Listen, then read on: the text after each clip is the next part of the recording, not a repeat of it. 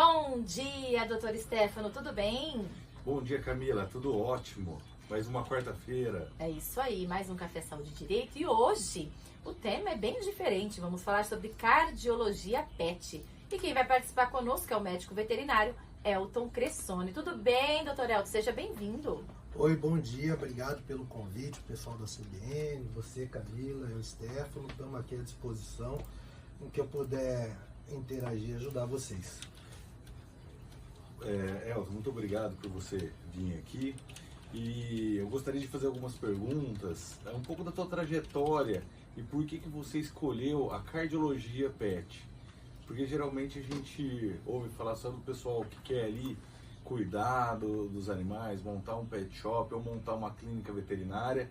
Você aí há 15, 20 anos atrás se preocupou com a parte da cardiologia, se preocupou com a parte de inovação tecnológica, e eu gostaria que você contasse um pouco da tua trajetória para os ouvintes. Perfeito. Quando eu estava na faculdade, né, obviamente fazendo curso de veterinária, nas aulas de anatomia, fisiologia, eu sempre tive uma grande simpatia pelo coração. E eu percebia, isso em meados de 98, que não tinha as especialidades como ocorre na área médica.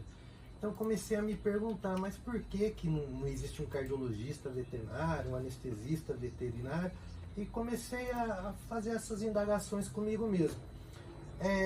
E foquei já meus estudos à área de cardiologia.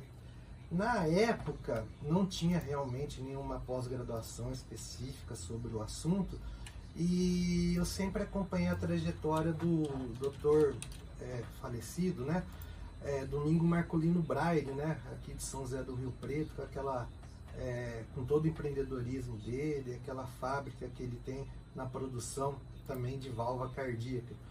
E eu tive uns insights, eu fui totalmente disruptivo, né? Fui atrás dele para fazer estágio na Braille, apesar de ser uma empresa de medicina humana. Eles tinham pós-graduação, né? Parceria com a Unesp de Botucatu, e tinha pós-graduação na área de cardiologia. Então eu fiz toda a minha pós-graduação com o pessoal da Braille, né? Onde eu aprendi muito de cardiologia, mesmo na cirurgia e cardiologia experimental. Então foi daí que eu pensei em trabalhar especificamente com a cardiologia e montei a clínica de cardiologia aqui de Rio Preto. Elton, e assim, a gente nunca imagina que um pet pode ter uma cardiopatia. Quais são as cardiopatias mais frequentes? O que acontece? E também, o veterinário tem que ter o mesmo papel do que o médico cardiologista, pedir os exames, indicar alimentações adequadas para aquele animal? Como que funciona? Vamos desmistificar aí essa questão. Sim. O proprietário, né, ele não tem a obrigação de saber que o cachorro, o pet dele, o gato, enfim, tem um problema cardíaco.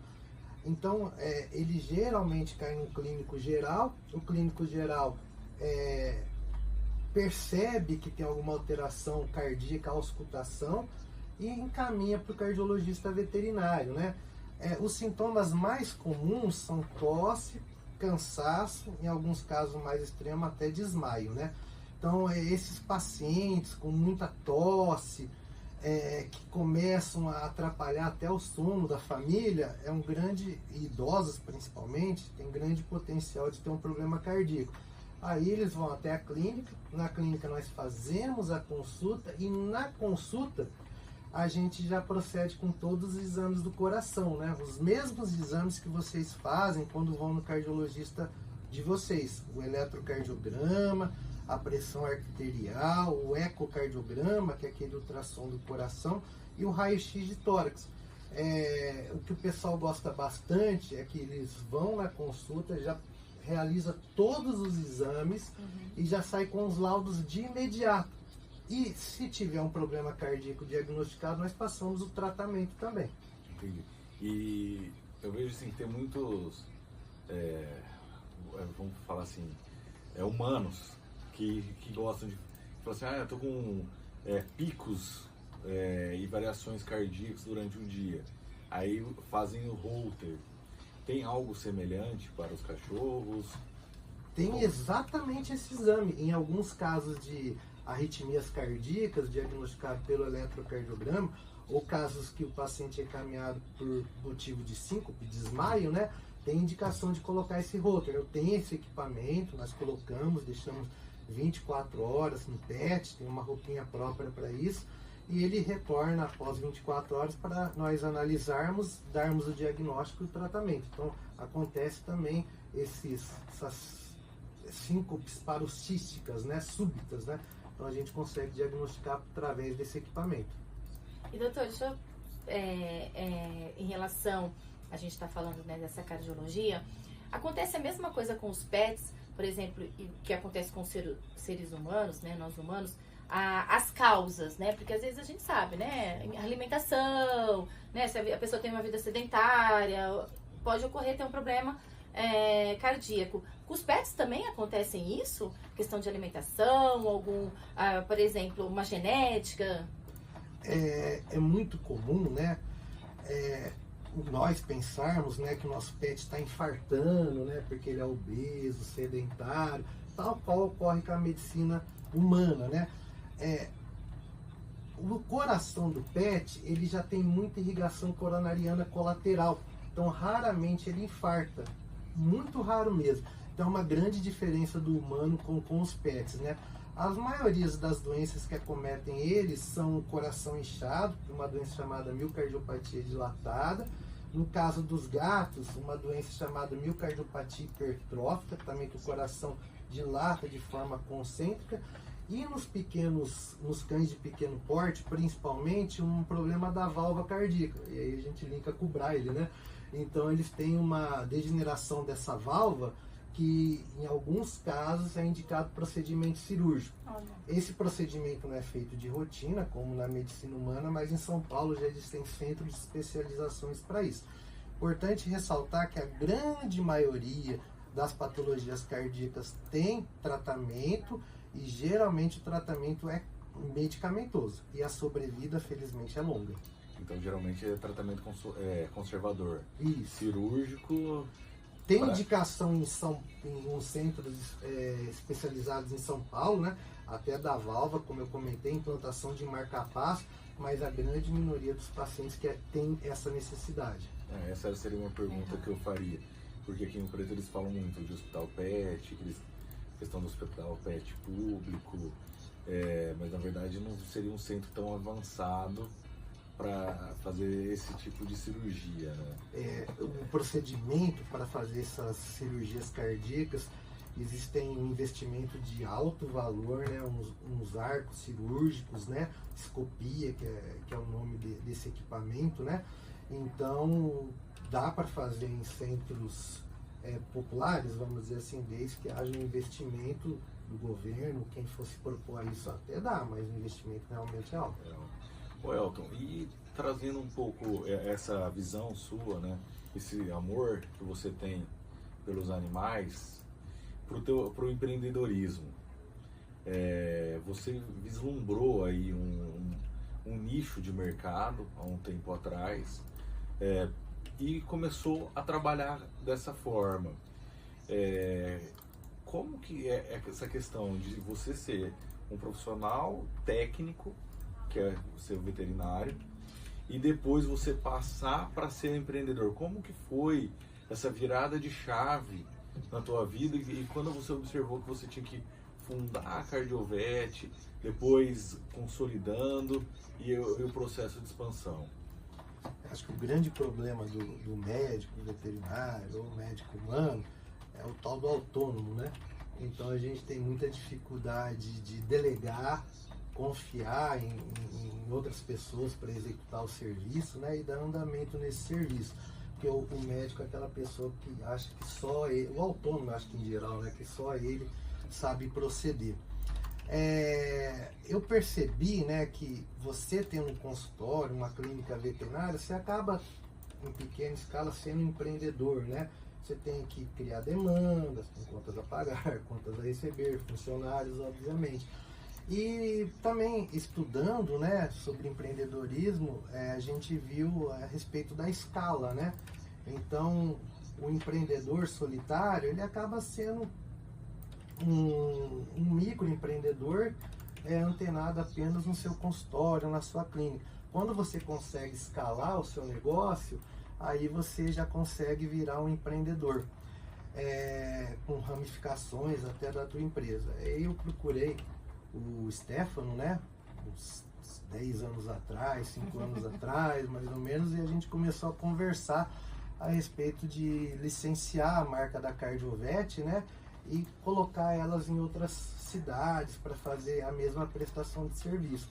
Então nós estamos engatinhando, prestando esse serviço, temos ela já na cidade de Votuporanga, no hospital veterinário, e estamos querendo fomentar e aumentar essa demanda aí com a ajuda do Dr. Stefano. A gente vai chegar nesse ponto. O Elton, e uma questão assim que é importante, que o veterinário que tem um hub de serviço ali, ele consegue colocar a Cardiovet ali. Sim. E não precisa ser especialista em cardiologia veterinária, né? Você consegue fazer, consegue abranger muito o território de uma forma muito maior com essas parcerias, com essas licenças. Sim. Né? O grande problema que a gente consegue resolver, né, desses colegas que têm interesse em ter o serviço de cardiologia veterinária à sua clínica, é o serviço de laudo à distância, né? Nós conseguimos proceder com todos esses exames, eletrocardiograma, Holter, avaliação de radiografias torácicas, né? Com ele fazendo o exame em sua clínica e mandando para a gente, não é um e-mail, né? Um programa especializado que nós desenvolvemos em parcerias com outras empresas, onde nós conseguimos fazer todos esses laudos, né? Além disso, tem o treinamento que eles fazem aqui em São José do Rio Preto conosco. E hoje é muito importante isso, né? Porque cada vez mais a veterinária ela vem crescendo e ela, como no direito também, vai se tornando mais específico, né? Cada pessoa vai não tem mais aquela imagem, o veterinário vai cuidar de pet, vai cuidar de animal de grande porte, e isso já há muito tempo. Sim. E agora está tendo as especialidades mesmo, né? Não, cada vez mais, né? Hoje os pets, né, sofreram um processo chamado humanização, né? Humanização. Eles viraram literalmente gente, membro da família, né? Então o pessoal não quer mais um generalista, né? Então ele quer ir no oftalmologista, quer ir no cardiologista, então ele quer realmente um médico especialista para cuidar do seu filho de 4 patas. Isso é uma coisa interessante que você falou que hoje o animal tá faz parte da família, né?